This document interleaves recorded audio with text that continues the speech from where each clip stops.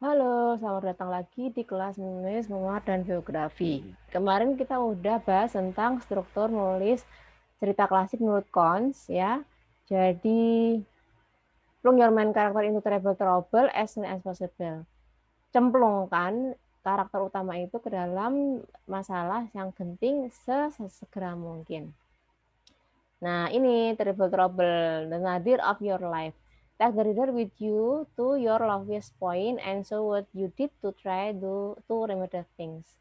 Jadi, tempatkan membaca bersama kita kepada titik terendah kita dan perlihatkan bagaimana kita mencoba untuk menghandle segala sesuatunya untuk bisa mengatasi masalah-masalah trouble tersebut.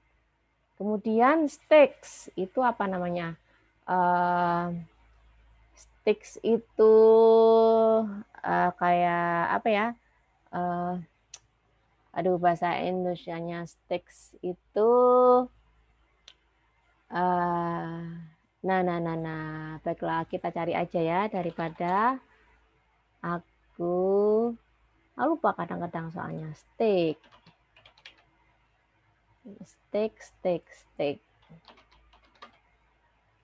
Taruhan. Nah, ya kan? Taruhan. Be sure your reader is invested in the main character enough to care when he is flung into terrible trouble. Jadi, yakinkan bahwa pembaca ini terinvestasi kepada karakter utama kita sehingga pembaca itu merasa perhatian ketika si tokoh ini kita cemplungkan ke masalah yang genting. Jadi taruhannya apa nih?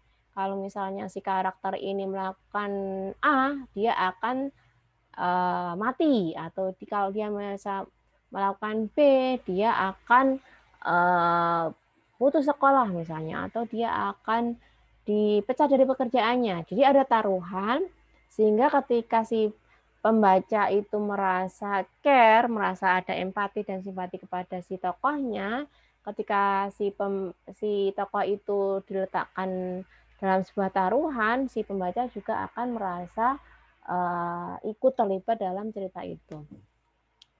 Kemudian sinopsis. Jadi tulis sinopsis ini dalam present tense. Sinopsis adalah kita tahu ringkasan cerita. Biasanya ditulis dalam 1 halaman penuh. Kalau premis itu adalah ringkasan cerita yang ditulis dalam 1 kalimat.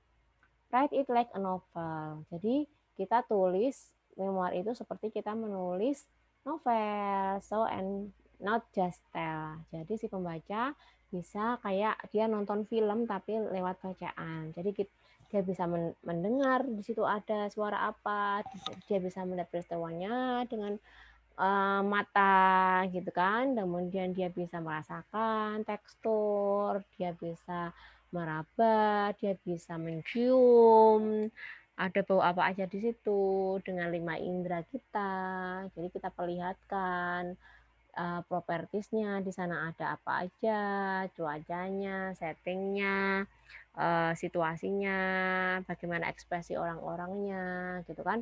Jadi misalnya kita menggambarkan seseorang marah, kita tidak melihatnya sebagai dia marah gitu, tapi kita perlihatkan tuh matanya melotot, terus apa dia berkaca pinggang, terus matanya memerah gitu, hidungnya kembang kempis gitu ya. Jadi memperlihatkan situasi, peristiwa, adegan dalam sebuah bentuk show, bukan hanya tell.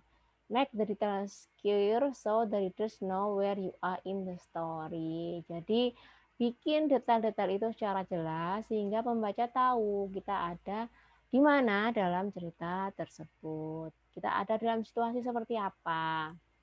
Terus karakter arc, how the protagonist grows is critical to a successful story. Jadi lengkung karakter itu, jadi dari dia berangkat sampai dia mengalami rising konflik sehingga dia mengalami sebuah klimaks dan akhirnya resolusi, itu ada sebuah lengkung yang jelas gitu ya. Jadi ada perkembangannya, ada pertumbuhannya, di mana Ketika semakin ekstrim ya, artinya semakin jelas arc-nya itu, maka story kita semakin sukses. Tapi juga bukan sebuah lengkung yang kita buat-buat artinya, tapi lengkung itu tuh tercipta karena adanya situasi-situasi yang mengharuskan si karakter itu mengalami perubahan dan pertumbuhan. Kemudian point of view, tell both your outer what happened and your inner its impact on your story. Karena ini memoir, kita yang menuliskannya, kita tahu apa yang ada dalam pikiran dan perasaan kita, maka perspektifnya bisa dari luar maupun dari dalam. Nah, dalam memoir ini kita punya keleluasaan untuk menceritakan dua point of view itu, baik dari luar maupun dari dalam. Jadi bagaimana peristiwa itu realnya kejadiannya, kemudian apa yang kita rasakan dan kita pikirkan ketika menghadapi peristiwa tersebut. Kemudian set up and payoffs. Virtually anything that makes the reader stay with you to find out what happened is a set up that demands a payoff. Jadi upayakan si pembaca itu merasa tertarik kepada cerita kita dari awal, kemudian dia ingin terus membaca, ingin terus membalik halamannya sampai cerita itu berakhir. Make them wide, set them up for a payoff and let them wide. Nah, tapi rahasia-rahasia dan pencapaian-pencapaian yang dalam memoir itu kita nggak sekaligus ungkapkan di depan gitu, tapi berikan mereka clue-clue sedikit, berikan mereka kayak pancingan-pancingan gitu sehingga mereka membalik halaman untuk mencari tahu kelanjutan cerita kita. Avoid throwing people under the bus ya. Jadi jangan lempar orang ke bawah bis, artinya jangan sampai ketika orang membaca memoir itu mereka merasa menilai tokoh dalam cerita itu buruk gitu. Change more than just the name. Jadi ubah namanya, ubah lokasinya, ubah tahunnya, ubah gendernya ya, sehingga orang-orang tidak merasa terancam ketika membaca memoir kita. Common memoir mistakes. Jadi ada apa aja sih kesalahan umum dalam membuat memoir? Making it too much like an autobiography. Seringnya orang membuat memoir itu seperti autobiografi, jadi nggak punya tema tertentu, hanya mengalir secara kronologis. Kemudian including minutiae, bragging, misalnya terlalu mengunggul-unggulkan diri, terlalu perfeksionis, glossing over the truth. Jadi kebenarannya itu nggak seperti itu, tapi ditambah-tambahin. Preaching, berkhotbah, terlalu mendikte, terlalu menggurui, affecting the wrong tone. Jadi tone-nya itu terlalu lah lucu banget atau sarkastik banget gitu ya.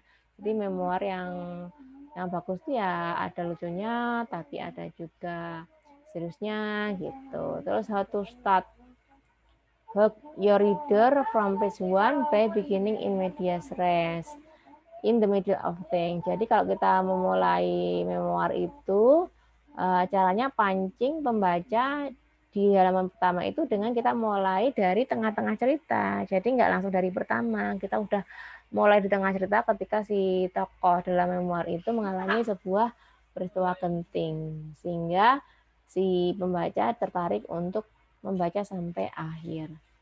Itu tips menulis memoir.